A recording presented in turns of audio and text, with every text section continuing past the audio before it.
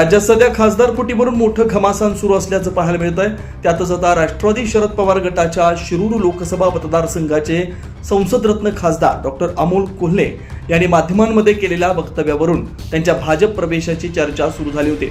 मात्र यावर स्वतः खासदार डॉक्टर अमोल कोल्हे यांनी नाशिकमध्ये आज माध्यमांशी बोलताना माझ्या बोलण्याचा विपर्यास केला गेला।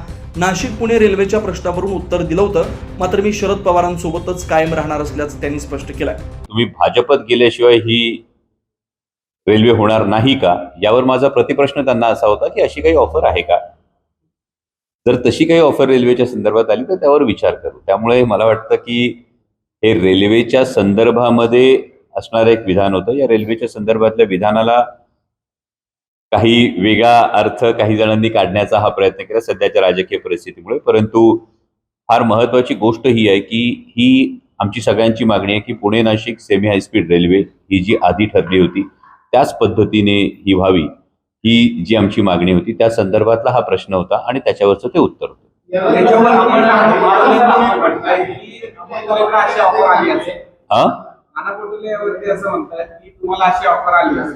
अजून नाना भाऊंचं माझं काय बोलणं झालेलं नाहीये, पण त्या पत्रकार बांधवांनी जो प्रश्न विचारला त्यालाच माझा प्रतिप्रश्न होता की अशी काय आहे का ऑफर।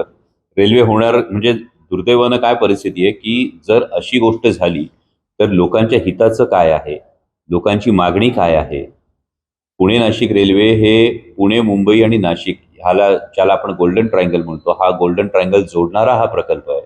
आणि या प्रकल्पासाठी जर अशा अटी काही असतील का असं जर पत्रकार बांधवांच्या मनात येत असेल तर एकूणच राजकारणाची दिशा कुठल्या दिशेने जाते याविषयी अंतर्मुख होऊन विचार करणं गरजेचं आहे। नेत्याचं म्हणणं आहे की शरद पवारांच्या गटामध्ये सुप्रिया सुळे वगैरे उरणार नाहीये।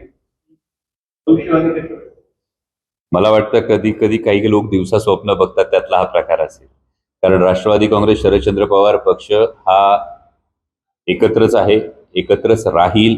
आणि मी एका वाक्यात याचं उत्तर जे सांगतो की आदरणीय पवार साहेब सांगतील ते धोरण आणि बांधतील ते धोरण। त्यामुळे आता एकूणच खासदार डॉक्टर अमोल कोल्हे यांच्या भाजप प्रवेशाच्या चर्चेला पूर्णविराम मिळाला असल्याचं निश्चित झालंय।